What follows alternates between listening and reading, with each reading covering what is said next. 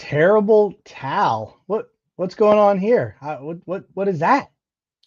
Oh, this is the official terrible towel. Years ago, Myron Cope came up with this idea. It Yeah. is a jinx against other teams. You wave it in the playoffs. Hmm? Proceeds go to a school for autistic children, which is a great charity. His son went to that school. But I was celebrating Kings of the North at least for one more week. Okay. All right. Well, I brought this back out because trying to find some Miami luck, and they get the first ever win in Madrid, Spain, but not a little heartbreaker, or a little not heartbreaker, but a little bit crazy fashion going into OT and the whole deal. But hey, we'll take it. We'll take Yeah. it. As Crazy stuff. I stopped doing the 6-7 with my students. I'm doing the twos now. The old going throwback to Pulp Fiction dance. There you go. Yeah, that's what 2 wins in a row for the Dolphins. They beat. I forget who they beat 2 weeks ago. They beat some team. I forget who. Yeah, some regional director remembers who though. They definitely know for sure. Yeah, we like that. That was a good win. My paraprofessional in my building, her husband's a big time Bills fan, so she was not very happy coming into school that next day because he was not very happy.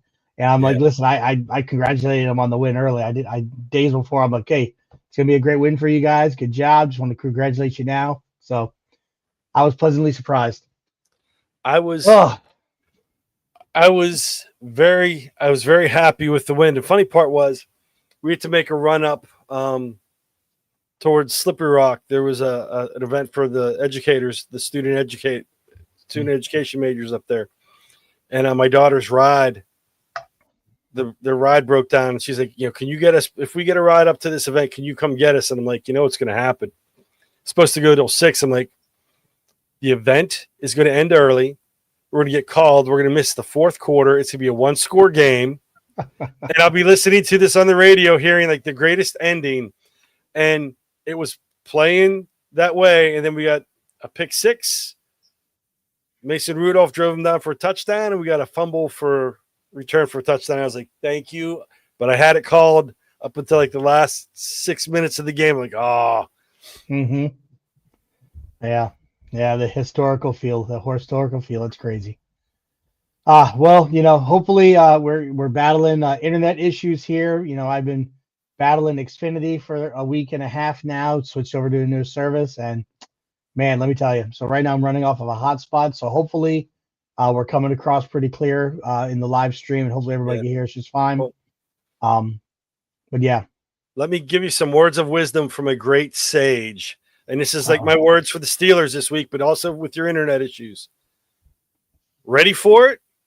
You got to be fearless. Don't let them make you see red, especially for the Steelers this weekend in Chicago. And no matter what happens, we always come back at them. Look what you made me do. The same. We canned food drive at school. We bring non-perishable items. You have to dress down. So I broke out a couple concert T-shirts. Unfortunately, my cool ones from back when I was in college don't quite fit me the way they used to. So, and then a couple of the ones that do fit me are inappropriate, like my Social Distortion concert T-shirt and stuff. Can't wear those to school. Yeah. No, that's funny. I miss you like my shirt too. Cool. She did. She's big. She loves the Steelers. And we're getting bombarded with Brazil, so I'm not sure what that is, but okay, we got Brazil. I guess because of maybe the Dolphins win, we're getting a little love for Brazil. I don't know. All right. So that could be the first ever win in Madrid, Spain. I don't know if that's a connection. Who knows what that is? But anyway, so a lot of good stuff, a lot of good things going on. But let's see. So we got the winter weather rolling in. We were visiting. We were visiting up at Lock Haven University on Monday, and it was flurrying and snowing. And one of the families that was there also touring, they said State College actually had their first 1-hour delay the week before. How's the weather been in your area? It's been up and down. It's been cold enough for winter coats to and from school. We've had some flurries. but nothing sticking on. We had some stick on the ground and on the decks a couple weeks ago, but then it was nice enough for you to get away with shorts and a sweatshirt on Saturday. I got the yard work finished up, getting the leaves and everything cleaned up, but up north of us, they got thumped with some snow. As Jamie's letting us know there, the first 2-hour delay, they had 11.5 inches of snow. Gotcha. Yeah, we got a lot of rain rolling in, and this is the teacher's favorite time of year. I think we might need to bring back what's happening outside Dom's window as this weather's rolling in. Who knows? Right now it's just dark. Stick. Darkness. Right? Darkness is happening outside my window. It's like I look up and it's dark, and I'm like, oh, I'm ready for bed, and my wife's like, it's 4:45. I'm like, so the clouds rolled in. It's like darker even earlier. Yeah. Well, it's funny you say that. I had the honor to represent. We'll talk about it more later. But I took my middle child Ireland with me, and we were in New York City for an event. And working on behalf of the org, and we got in from the train, trucked through Times Square, got to the hotel, and she's just like, "Oh, I'm tired," and I'm like, "It's 6:30 and we're in New York City. Like, we can't be tired." But I get it. It's how you feel. But like, we're going out, we're walking, tons of walking. But yeah, it just had multiples of those moments of like, yeah, no, you're not allowed to act that old like me anymore. You're not allowed to do that. Not allowed to do that. So, but it was pretty funny. But yeah, so you got the weather.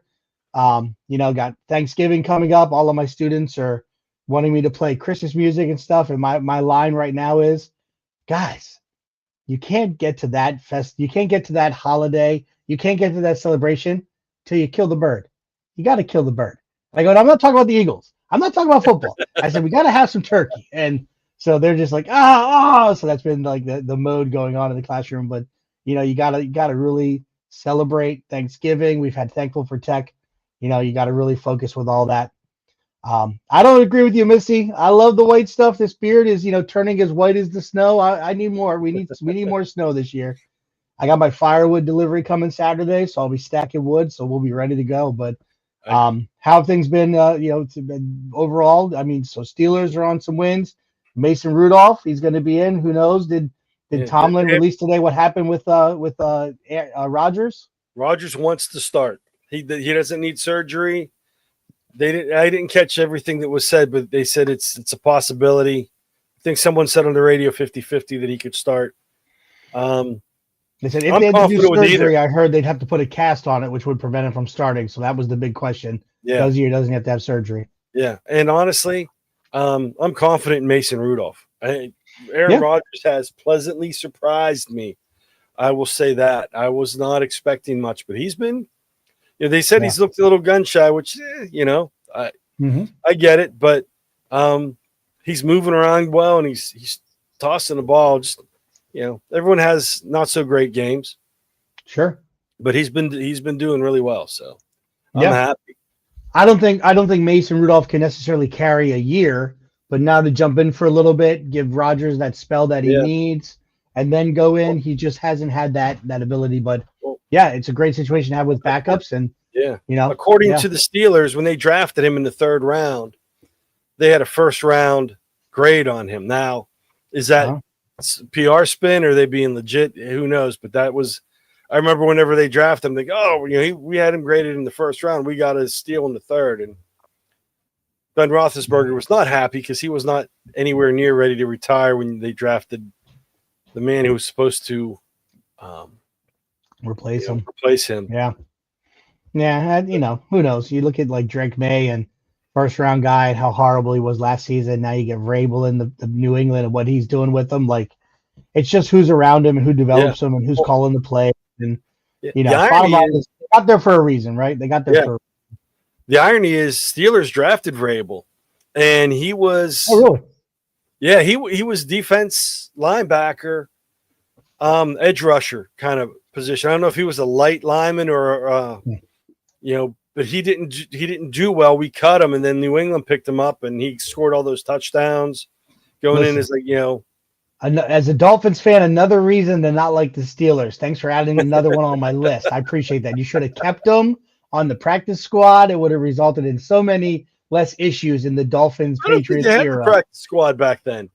I mean, he left. I don't the think the Steelers Dolphins have a practice squad this year the way they play. I don't know what they're doing during I practices. mean, he hurt us a few times too. Like, we cut that guy. We couldn't get him to do anything, and he's like, running back interceptions and like making sacks. Oh, Gronkowski, another one, Pittsburgh boy. One man's trash is another man's treasure. Yeah. Gronkowski was a Pittsburgh boy. He wreaked havoc when he played for them against us. Yep. Yeah, Mr. falling asleep in his original trip. That's funny.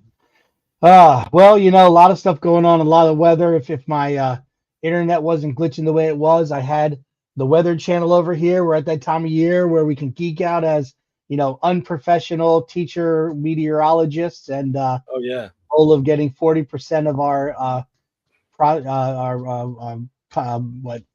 prognostications. There you go. That's the word I was thinking of. It was in my head, but I was like, it doesn't sound right. But yeah, 40% of them correct. We could either be a Major League Baseball Hall of Famer or we could be a weatherman. That's how it rolls. Your math, I'm vocabulary. We balance each other well. That's how we roll. So speaking of math and vocabulary, I think I've been messed up all day because having a personal day and being in Lock Haven yesterday, I've been, today was Monday, Tuesday and everything, but I was actually thinking it was Monday, but I guess it's really Tuesday. And the math side of it, there's so many Tuesdays in a month, and I think we're on, what are we on? Is it the third? Great. So the third Tuesday, you're here, I'm here. I guess it's time for the PAECT Pod. Let's roll it.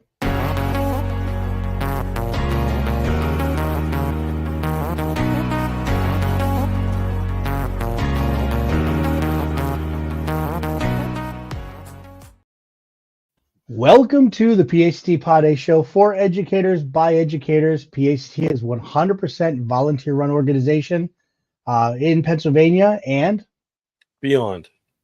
My name is Eric Verno, and I have the honor of being the president of PAECT. And with me, my co-host, as always, is Dom Salvucci. I'm the vice president of PAECT. And it is our honor to be here, as always, for the 91st show to present and talk to you about education technology in the state, out of the state, everywhere you want it to be. And we're talking today about putting the AI in EdTech, which is a pretty cool topic. And because, I did an AI, was incorporated AI with the kids this past couple of weeks. I rolled it out earlier, but got the glasses on, and these are the real glasses because those are the real I want to look. glasses. I want to look smart because we have a pod guest. We have a pod guest today, so and there's a lot of AI stuff. Yeah, we want to look smart. We do a good job faking until we break it, but every so often we got to bring in the ringer. We got to bring in the heavyweights. We got to crank it out. So we're gonna jump right to the guest because we don't want to prolong this amazing conversation that we're gonna have. She's in my book, very infamous. She's traveled all over. She's been talking to AI to a lot of people, and what's really cool is she's not in a tube. She's not in the submarine. She's not on a plane. She's going to be coming to us live from a remote studio. So let's go ahead and do our podcast, and we're going to have Dr. Camille Dempsey on after this quick little ditty.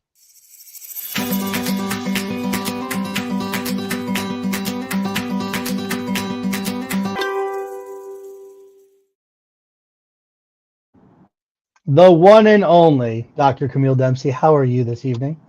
I'm doing awesome. You guys are awesome. Thank you. Well, I was laughing in the background. I know you couldn't hear me, but you do such a great job with this show. It's amazing. Thank you. You're too kind. But it could be, if we figure out how to AI it, it would be better. I'm just gonna throw it out there. I got to do the rose between two thorns. Hold on, there we go. Get that switched out. There we go. All right. Okay.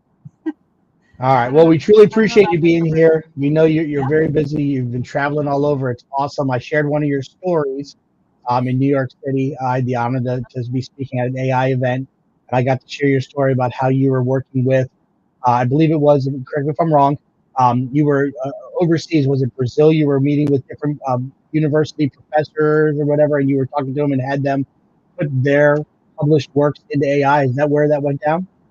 Yeah, so that was in Morocco, but that's Morocco. okay. Yeah. It wasn't here, so yeah, and they're gonna have me back in uh, January, which I'm surprised by because I've done like 9 professional development sessions for them, but yeah, they want they want all the latest and the greatest. So I'm going in the middle of you guys were talking about the crazy weather, the middle of our crazy winter up here in Erie. So and Hmm. it snows there too in the mountains in Morocco. So it's Oh, not like I'm going somewhere where the weather's better, but it'll all work out. So Yeah. yeah, so that'll be fun. all Fun right, Tom. times. Go ahead. So we've been following you follow each other on social media, and you've been posting a lot of great things. You did some, well, you presented at ISTE. I said it on your presentation.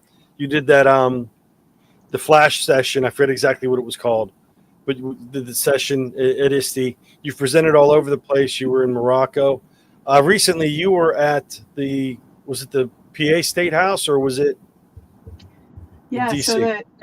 the PA State Senate, I was summoned to testify for the AI in education and the workforce hearing. So that was really cool. That I went and I went to the Capitol and I had to write, let's see, what was it, 2 or 3 pages of testimony ahead of time, and that's all Wow. online. But Wow. anybody can read it if you have free time, which I know no one does. And that's posted online, and then they recorded the whole session too. So there was a couple administrators, there was a professor of a community college, and then there was me, and yeah, I talked about the state of things, AI in Pennsylvania and where we needed to go, and they were talking about funding at one point because I also serve on the joint government state commission for the AI group. There's like a group of us, and there's like legislators and I don't know, lots of other important people that need to be influenced. And we were talking about this House Bill 170. I don't know if you've heard about this. This is the AI bill that was put forward to help protect Pennsylvanians with AI. So like protecting them with against voice cloning and misuse of that, and then deep fakes and things like that. So from that meeting, I was able to talk about some of that with testifying, but I can't really talk a lot about the AI commission because that's still kind of a closed thing until Yeah. they publish all this stuff. But yeah, they recorded the testimony, and it's been cool because I've been asking. It's like I'm in the trenches, and I'm able to ask the right people for funding around AI and EdTech in the schools. And one of the groups, nobody even they didn't bring it up. It was brought up in the hearing, but not in the state group. And I said, well, how are you going to have all this? You're going to have all this stuff around deep fakes and voice cloning and these other things in AI. But if the community doesn't have education, how do they know what that is or how to navigate it with their family or their kids? And so that was, I mean, as a result of that, that went in just by speaking up about education. That's going in the recommendations for that House bill. That's So you're great. gonna see. So you're gonna see it. You're gonna see. I mean, it'll come out, and then it'll be voted on.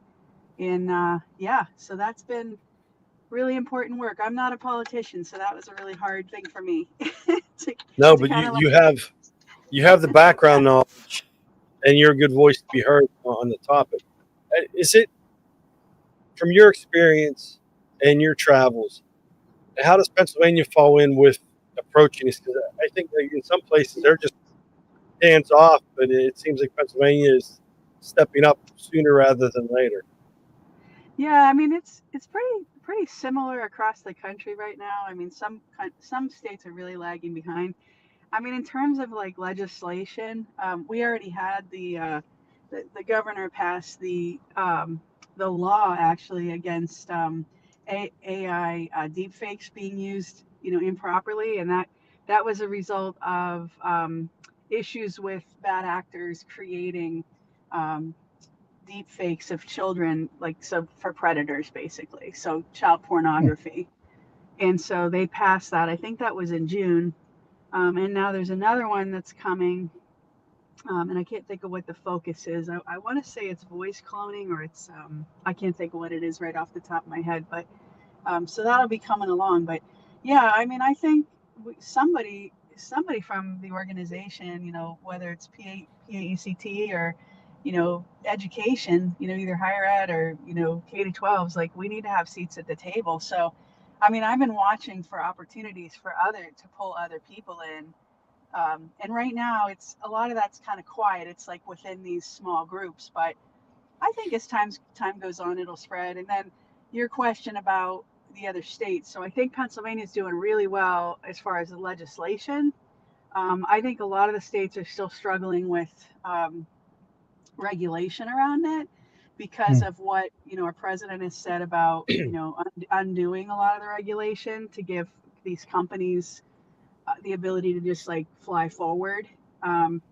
So I think that slowed some things down on the state level, but I think Pennsylvania, we're doing really well. I think still with traveling around as much as I do, the thing I see everywhere, and I even look at just Pennsylvania itself, rural areas are hurting. I mean, kids are not getting quality, and you guys already know this. They're not having quality EdTech experiences. That forget AI, because you've got barriers to the way people think about it, and oh, we don't want robots taking our jobs. I mean, people are so afraid of it in some of the rural areas. Not that they aren't in the urban and you know, other suburban areas, you know, but so we have a lot of work to do. And it's funny because I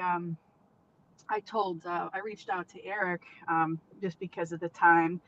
So Dom, I'm sorry I didn't get a chance to reach out to you That's about okay. it, but so like we're writing this huge grant at Penn West right now through the Center for AI and Emerging Technology. And if we get that grant, and I have a pretty good feeling that we may, if we get that grant, that's going to bring huge opportunities to our most rural areas, high needs area in the whole western side of the state. So where we have like broadband deserts and the digital divide is alive and well, and like people aren't even aware of what they're missing. It's going to bring a whole system, you know, of support. So Yeah. I'm excited about that. One of our faculty said, well, even if we don't get it, and I said, no, we're not going there. When we get it, Yeah. we're going to make this happen, you know? Yeah. So, And that was the big thing, you know, when COVID hit and everyone went remote, you know, we had more computers than we had students, but we had all desktops and they were older. And being able to get devices into the kids' hands was a major change. And then along with that, there was that push for connectivity in the homes, because we're not that far outside of Pittsburgh where I teach, and where I live, I'm 40 miles from Pittsburgh, which isn't far at all. I could get to Pittsburgh quicker now on the highway than I did when I lived closer in the South Hills, outside of Pittsburgh. But right. some areas, I mean, when I first moved, like I can't get a radio station from Pittsburgh over the airwaves. I can't get a television station from either Youngstown or Pittsburgh over the airwaves in my house because of where I'm at. I type in that government, the FCC website, and a little skull pops up and laughs at me and spins around and points like, you can't get anything where you live. I'm not that far, but we have good cable and internet.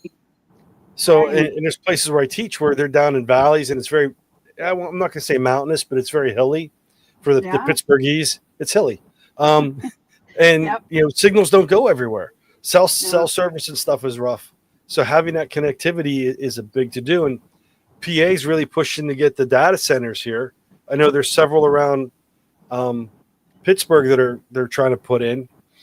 And you need the infrastructure, but you also have to have, like you said, the education, because it's coming. You can't stop it. It's something going on.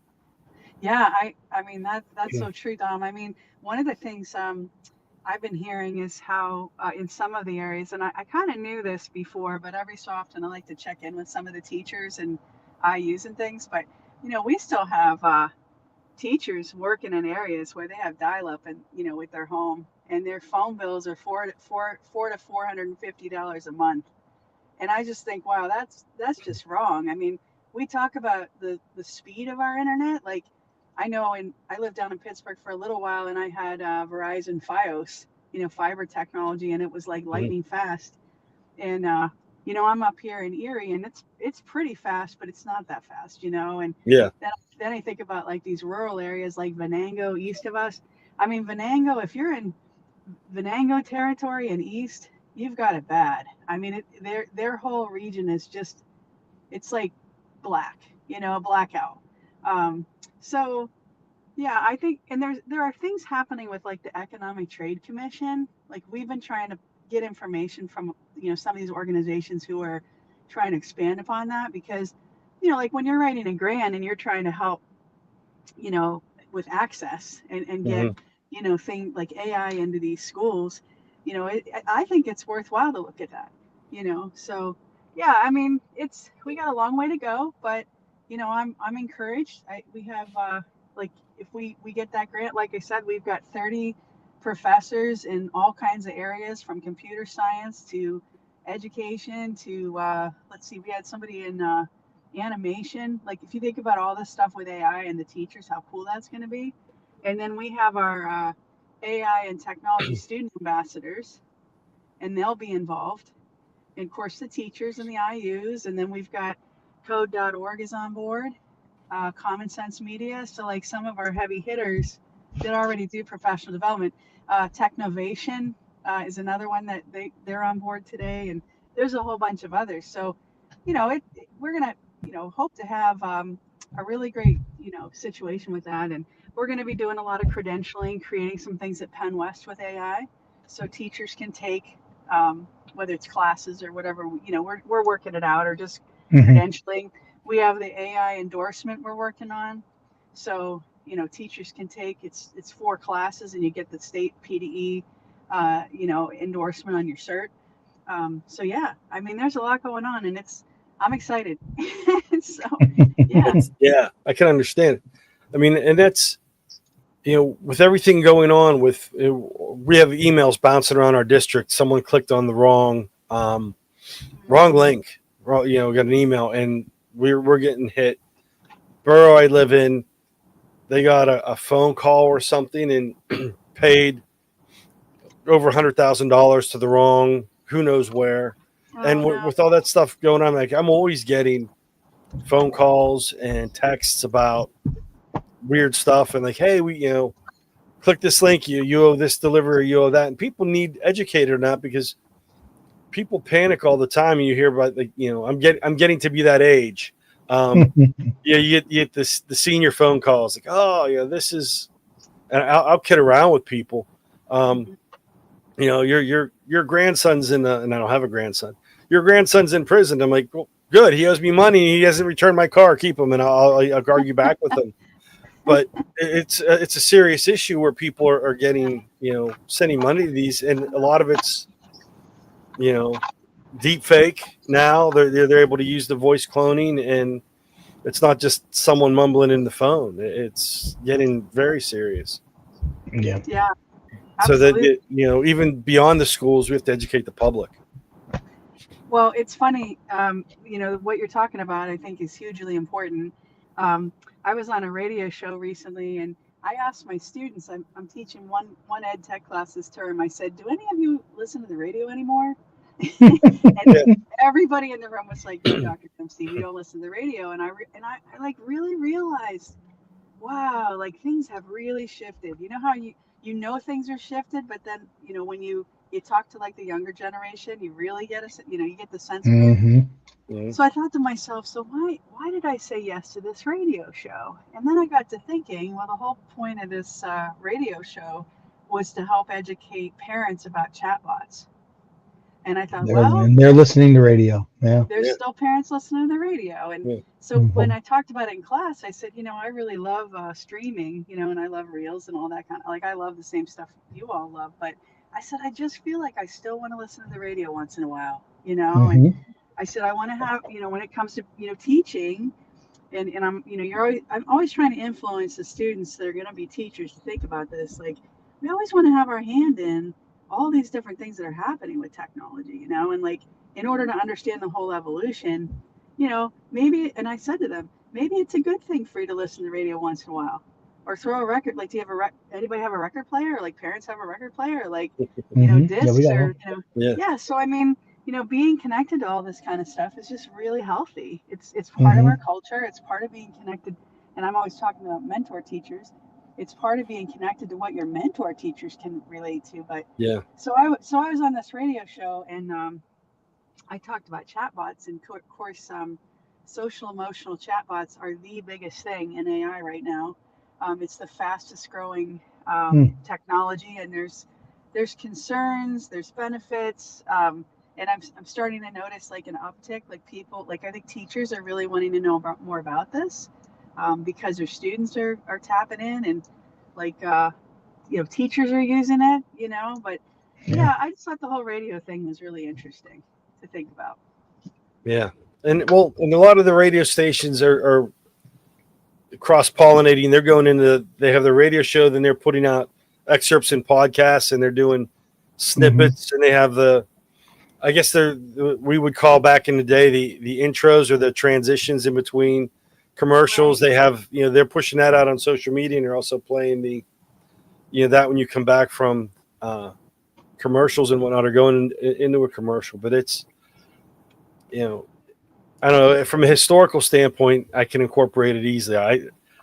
I'm old school. I prefer the pop and the hiss of vinyl over. It's you can't carry them around, but Hmm. I prefer that sound over the Yeah. digital.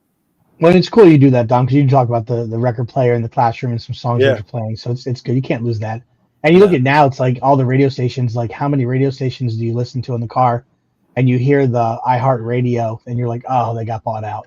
Yeah. I mean, like iHeartRadio is buying out a lot of the stuff. So if kids it's either Spotify or iHeartRadio app is what I think are the top two.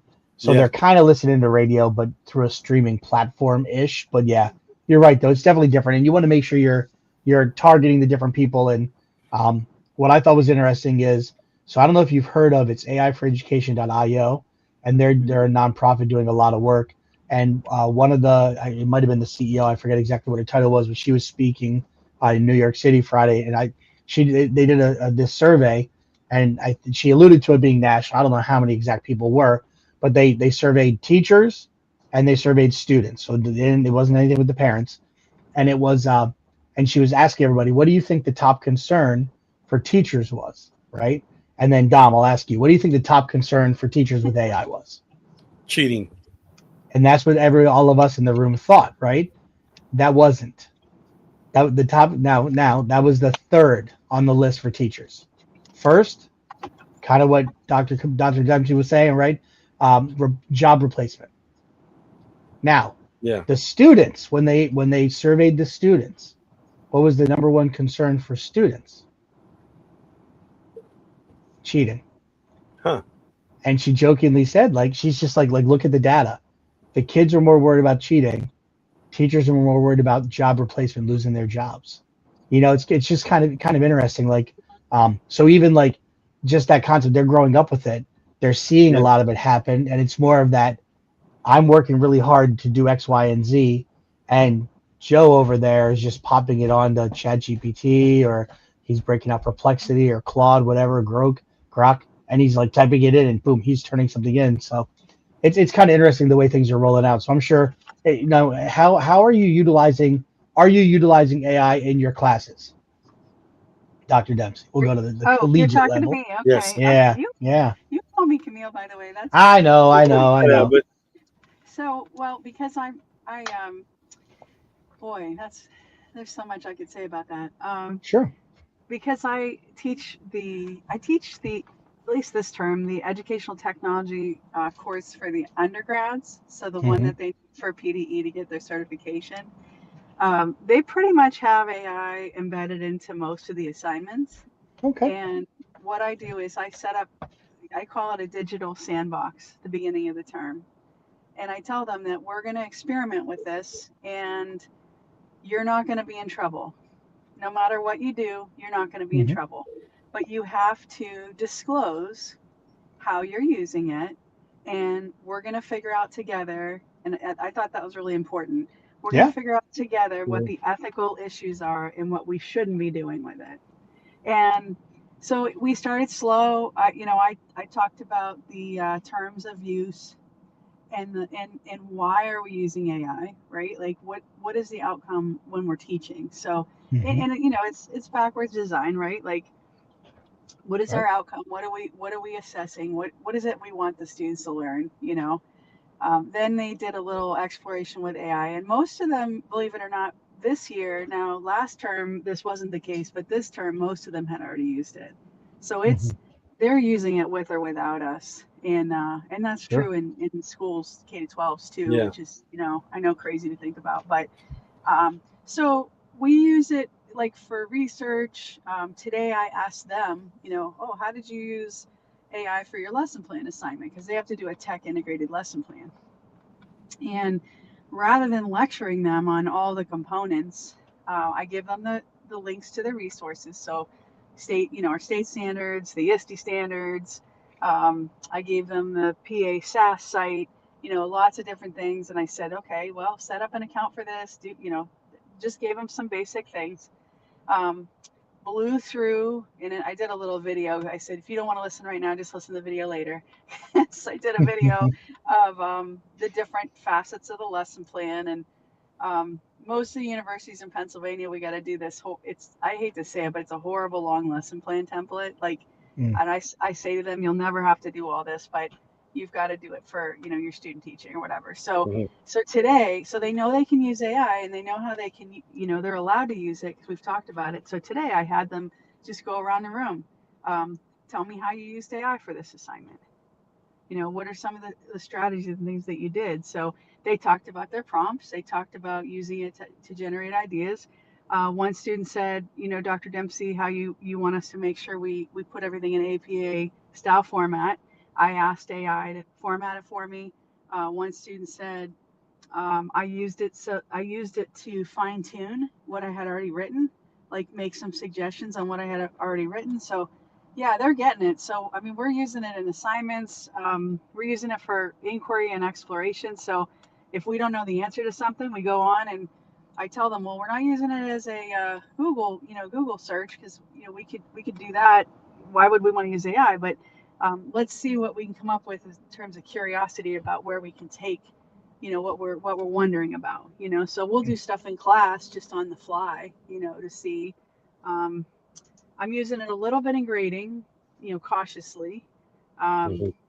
just because of the whole, like I kind of have issues with the whole intellectual property thing, like taking Sure. student work that's theirs, if they write something and putting it in.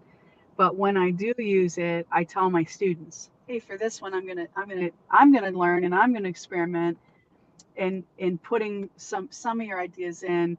And if anybody has an issue with that, just let me know, because if you want me to hand grade it, I will. And so far they haven't. And then I follow up. I share what the experiences was, and then I tell them if anything seems wonky, just see me, and I'll grade it with my human brain. And they know when I use AI to grade that I don't just use it exclusively though. Yeah. So a lot of times I'll put something in like, what did they miss, and I'll load my assignment details. What did they miss from the assignment? And instead of penalizing them because the AI told me that, I'll kind of write up my own thing, and I'll say, oh, by the way, this one area, I'd like to see you do X. I'd like to see you look at this a little closely, and hey, come talk to me about it. So it's not, oh, I caught you, you didn't, you know what I mean, you didn't meet all the Yeah. criteria, so I'm gonna dock you points. I don't do anything like that. And I've Mhm. heard it all. I've heard it all with things people are trying to do, and I always give the students the benefit of the doubt, especially because this is so new with Gen AI. Sure. Yeah. I mean, we don't want to hurt anybody. I don't think we do. How So did how did the AI rate the work compared to what you would do?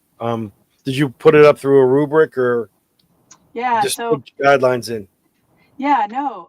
Sometimes, well, actually, the rubric is pretty cool because if I put the rubric in with the assignment details, I tend to get more detail with the grading feedback. Hmm. Now I have to make sure that, and I tell the students this, okay, just like I'm using it on the other end and sharing with you how that went and what happened. because with being future teachers, they need to hear my process too, But then Mhm. I'll say to them, okay, well, remember when you're working on this assignment, if you're worried about forgetting elements, it would be okay with me. Like, again, we're in the digital sandbox. Nobody's in trouble. As long as you don't put it in and have the whole thing write everything for you. But, I've told them that try putting the rubric and the assignment details in. And after you've written the assignment and ask it if you missed anything. Mhm. And Mhm. they're doing really well with it. I mean, and we talk about it like, okay, well, how did you use AI this week? How did that go? What would you do differently? What ideas can we share in the group that to help everybody else? And that's been huge too.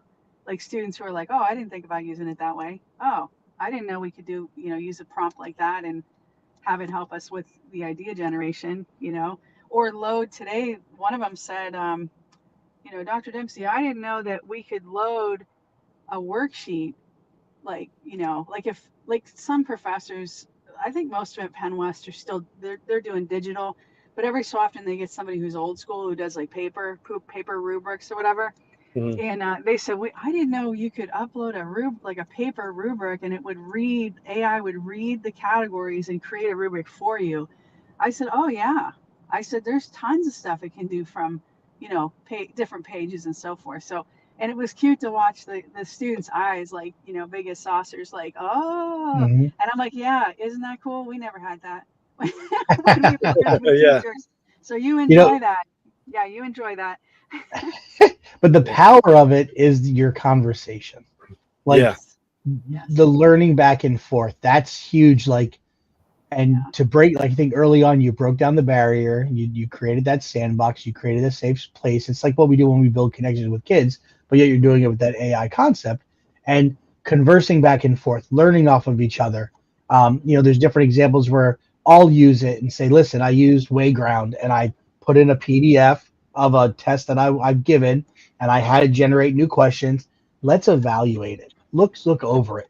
Like our kids, they're not allowed to use AI. If they're using it on their home devices, who knows? But they're not allowed to use it through the school devices. But it's the conversation, it's the sharing, it's the talking Mhm. about, or they'll be Yeah. like, oh, that's a really cool wallpaper. Where'd you get it? Yeah, I used Copilot to make that. Gave it one that I took a picture when I was driving down the road, had it turn it into a Pixar style. But it's that the learnings that happening in the conversation that's so beneficial. That's why I've told multiple people, like, listen, if they're looking to go into education right now, I'm pointing them towards Edinburgh as a Bloomsburg graduate. Like, I'm pointing them your direction because of the stuff that you guys got going on, and I Yeah. think it's awesome. So, like, kudos to you all. And even that person, there's still a place for that person using that paper.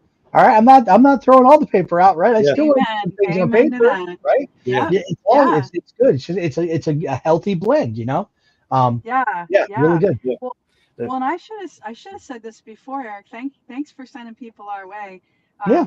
We also have, even though the physical centers in Edinburgh, we have incredible intellectual, professors at the Hmm. other two campuses at Clarion and Cal. Like it's unreal. Like you should see the stuff that is happening across all three campuses. Like there's nothing like this at any of the universities other than the big, Penn State, Carnegie Mellon, UPenn. They've got huge programs. You know what I mean?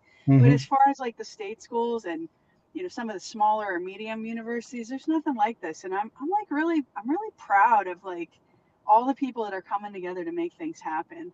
I mean, we have a guy, he's on the Cal campus and he's big into AI and law and policy.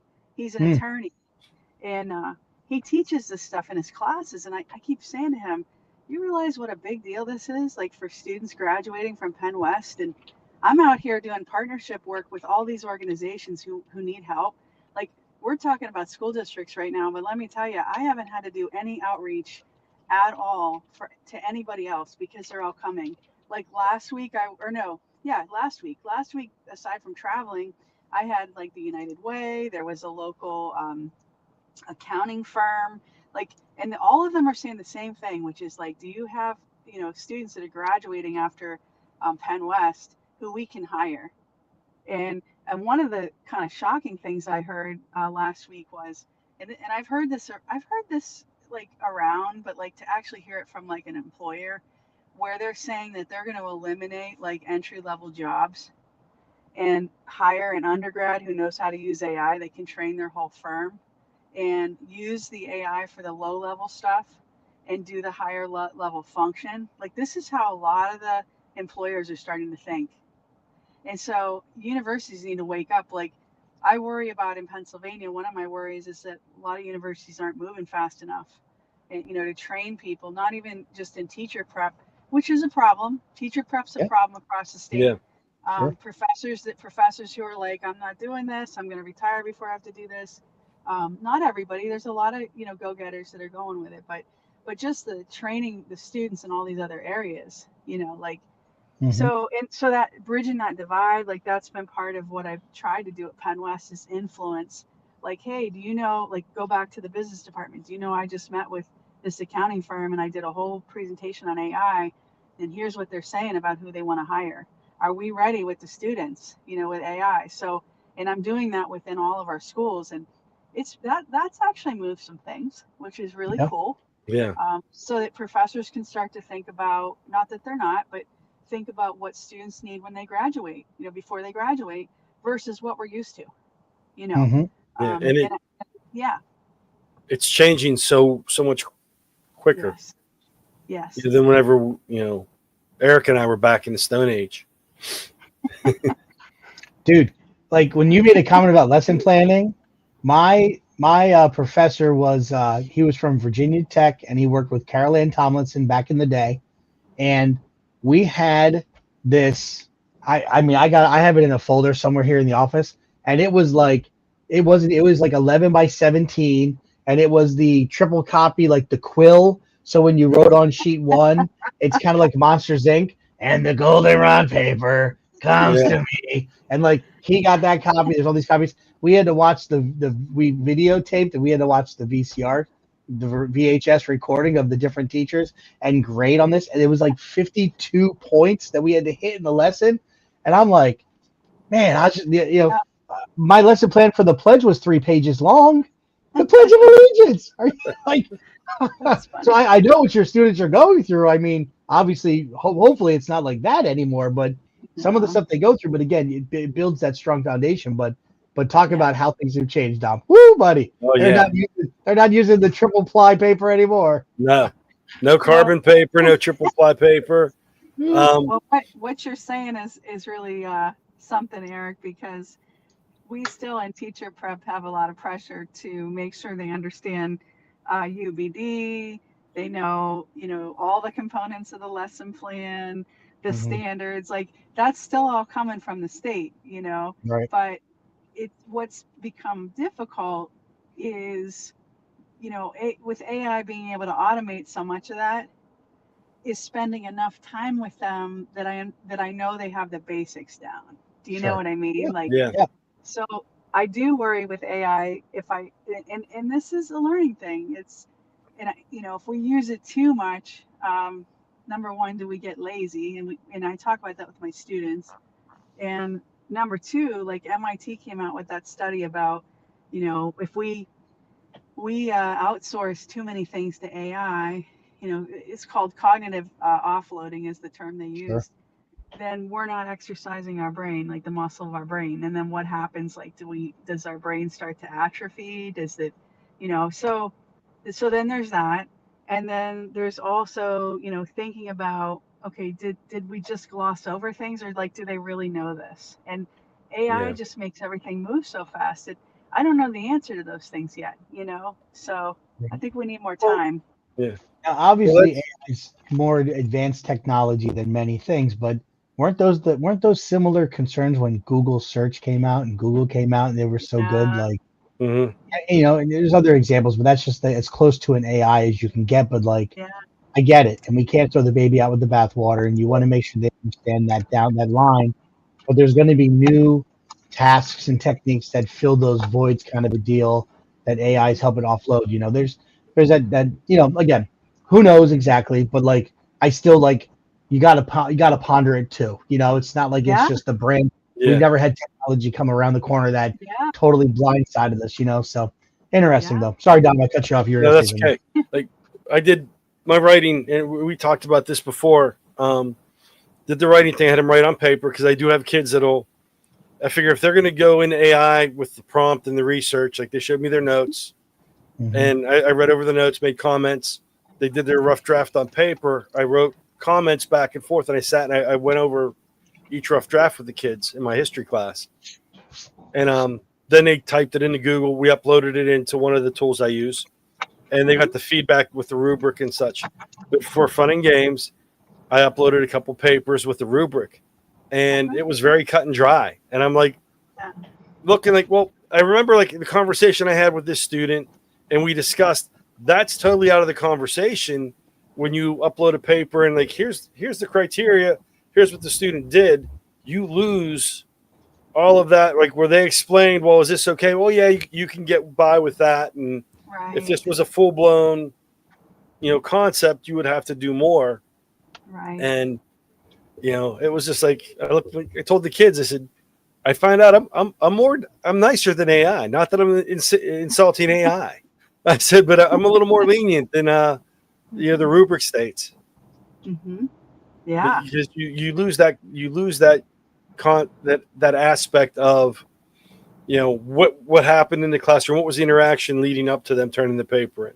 Yeah. And I always tell the kids, I said, I'm getting to the age now where when we have these conversations, if I tell you, yeah, you could turn that in late because something was going on, please, when you submit your work, put that note in the submission, like, hey, Mr. Sow, you said I'm good with this, blah blah blah, because I might forget, and then when you remind me, oh yeah, that's right, but put that in there because I'm dealing with over 100 kids a day, and this isn't the only thing that we're focusing on. So, but that's missed in the technology aspect, is that connection and those side discussions. But it's a great, you're showing the kids, especially the kids that have the spelling issues, and I always run into things like old school. Certain words I can spell well, but other words I have to write down and visually look at. I'll type in that my spell check work. And I tell the kids, like, run your papers through, and our teachers don't have a problem with that. Use your ideas, but let it do the proofreading, because it's hard. When I was a member of the Three Rivers Reading Council, and the one author said, and even some of my ed psych classes, your mind will trick you. Your mind knows what's supposed to be on the paper. It's going to fill in the gaps, even if it's not there. Have a separate set of eyes check over it. Mm-hmm. And that's what we can use this for, even at the minimum. Yeah. Yeah. No, I agree 100%. And, I actually had my students, as an exercise, have AI write a paper for them just so they could see what it does. And the reality is they've probably all done that. And I said, you're not going to use it to submit it, but, I do want you to know what that looks like and what that feels like, and why, we shouldn't do it, and so they went ahead and did it. And then we talked about it, and they said what you're saying, Dom, like, that a lot of the writing felt really mechanical, that it was, like what you were talking about leading up to, an assignment, like it didn't have that holistic feel about it, like a human feel about it. So they were extremely critical. And I thought, this is great. I mean, I could tell them all day long, like, don't use AI exclusively, but for them to actually see it for themselves and then talk amongst themselves about, what they would have, what they would have done as a human to write it. And I think there's so much fear around it because, frankly, a lot of professors scare the students. They're like, if you use this at all, you're going to fail, like there's a few kicking around like that. Yeah. And in fact, when they started my class, and I said, well, we're going to have this sandbox, and we're going to figure this out together, what we can and can't do, like both you and me, not just you. And, I thought that was important. And they said, Dr. Dempsey, you're the only professor this term that's letting us use AI in a class. And I said, really? I find that hard to believe, because we got a lot of professors that are using it with students and such. I said, well, you must have just gotten, you were unlucky, because there are professors here that are using it and doing a really nice job with students. Yeah. So. Yeah. But they were afraid. I mean, they were gun shy for like 2 weeks. I'm like, no, really, it's okay. Like, I'm not going to trip anybody up. Like, there's this thing going around that really bothers me, actually, where and it's, I'm just talking generally, like I've heard about this strategy. So professors who are hung up on the plagiarism thing, which I think is totally the wrong conversation, what they'll do is they'll create an assignment with this, like the description, and you might have heard about this. And in the description somewhere, usually at the end or like, you know, somewhere between the lines or whatever, they'll write something ridiculous in white. I've So heard you can't that. see it. Yep. Yeah. And then what happens is if the student uses AI exclusively, it messes up the output.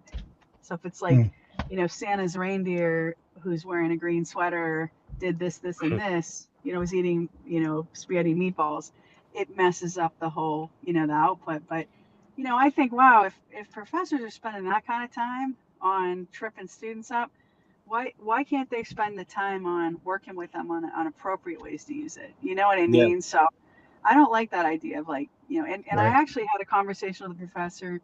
I said, you know, what area are you in? I said, you're not in criminal justice. And I was like joking about it. And thank God they have a good sense of humor. I said, do you really want to police this, or do you want to be proactive and teach them how to, you know, how to do it correctly? Yeah. Yeah. Because, you know, there's a way to do that. And it also means they've got to change their assessments. They see a lot of them don't like that because they've got what they do, you know, and Right. I have to tell them, well, I hate to tell you this, but, you know, things do change and things do evolve. And, you know, we need to do this for the sake of our students, you know. So, yeah, no, that makes a lot of sense, Don. Yep. Yeah, and the kids like working on paper. You know, we did propaganda posters, and the majority of the kids wanted paper and, you know, markers and stuff versus, you know, Canva or Google Slides. And some kids did the Canva because they're not the best artists, and I told them, so I'm not really grading you on the artistic, because I'm stick figure. You know, that's my level of expertise. I said it's the concept, and trying to get them away from, you know, we don't take our Google Doc and post it onto a Google slide and call it a poster. It's, you know, imagery, pictures, keywords, word art, stuff like that, and just getting that concept through to them, like, because they don't, you know, back whenever I was in school, with as bad as my handwriting is, and we didn't have the computers, it was like, we could do a poster. That's great. Like, you know, the less words, the better for me, you know?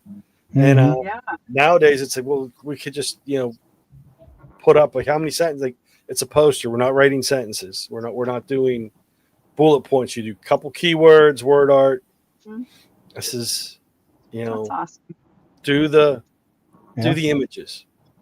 Yeah. I like what Jeremy posted about using the hidden message and then taking time to teach students that were caught. So I mean, that's a good way if you're using it. Then again, it goes back to that conversation piece, right? Not the I got you, I'm a criminal justice, you know, in disguise. I like that. Yes.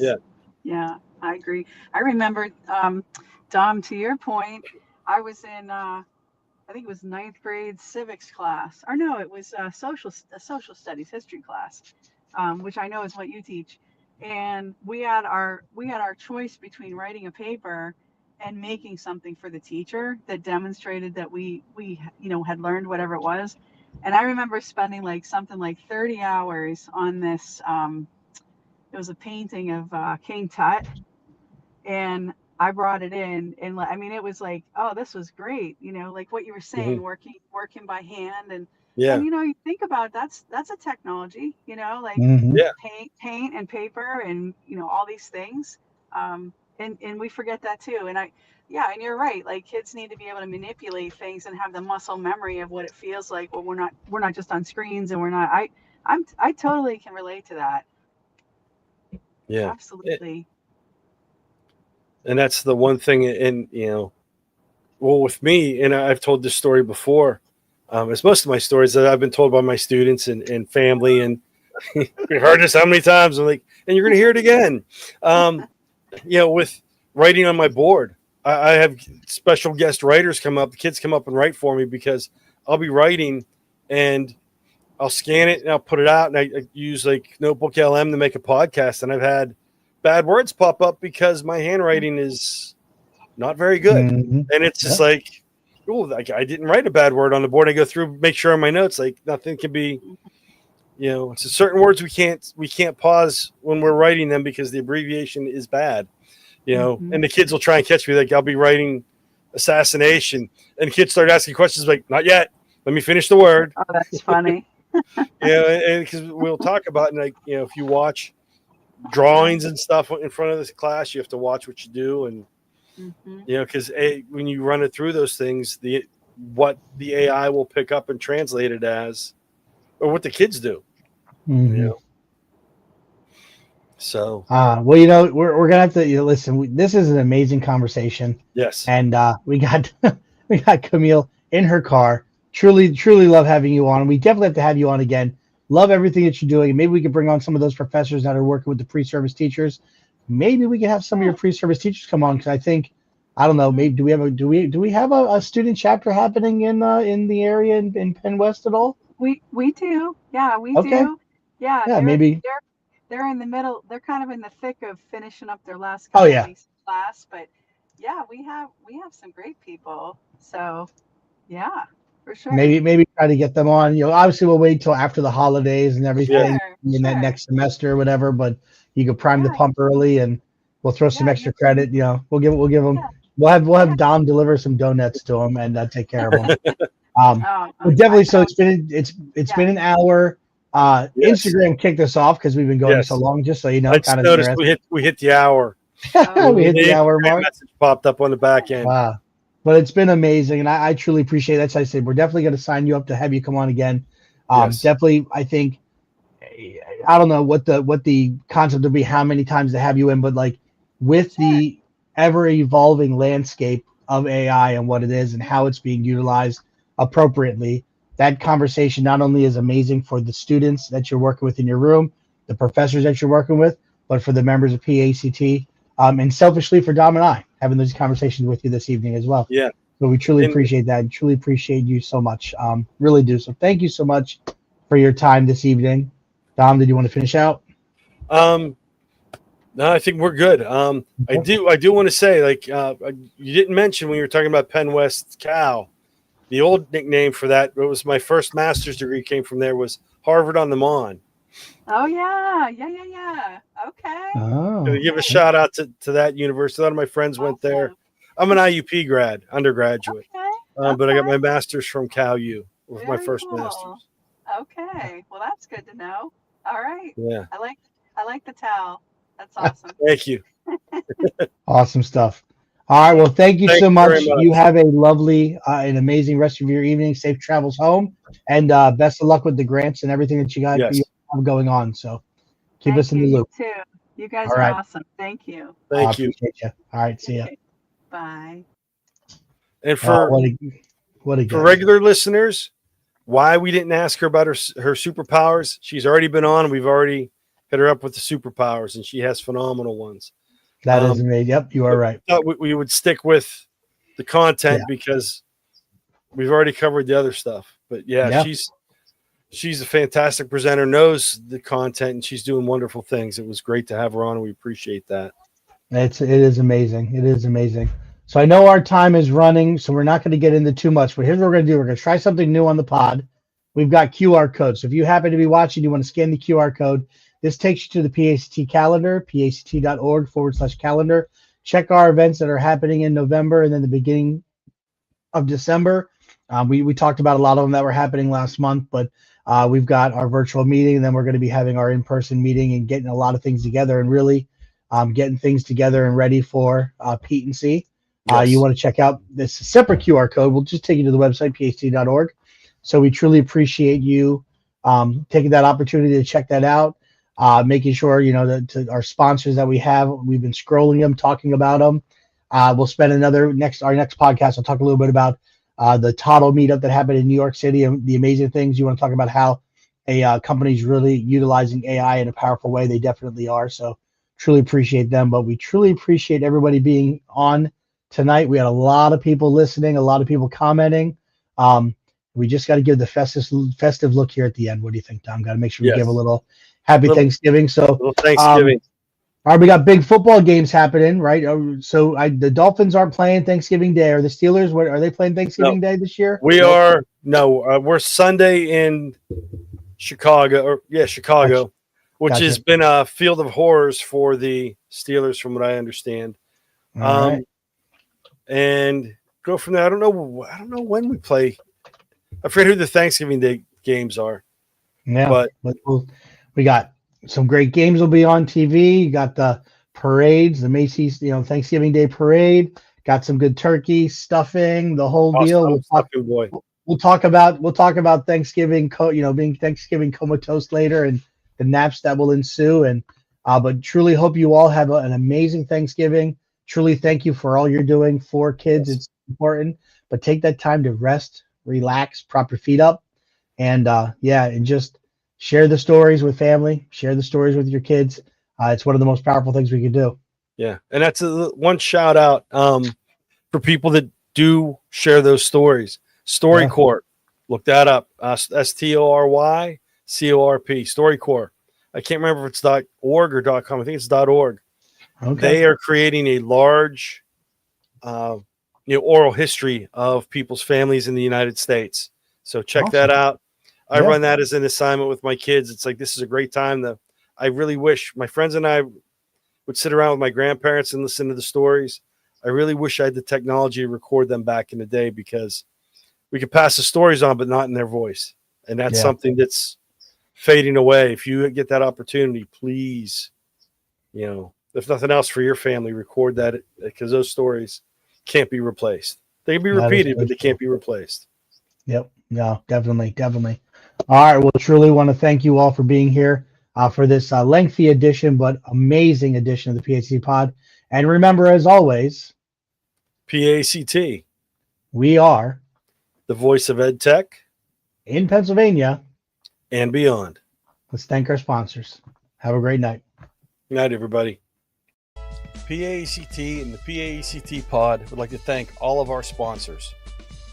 Our Tier 3 sponsors, EduSpire, Tech the Next Step. Our Tier 2 sponsors, ClassLink, more time learning, less time logging in. Teachers First. SAM Labs, engaging and effective K-8 STEM and STEAM educational solutions. Lego Education. Toddle, teacher built, AI first, more than an LMS. Once again, PAECT and the PAECT Pod would like to thank all of our sponsors for the support that allow us to do what we do. Thank you.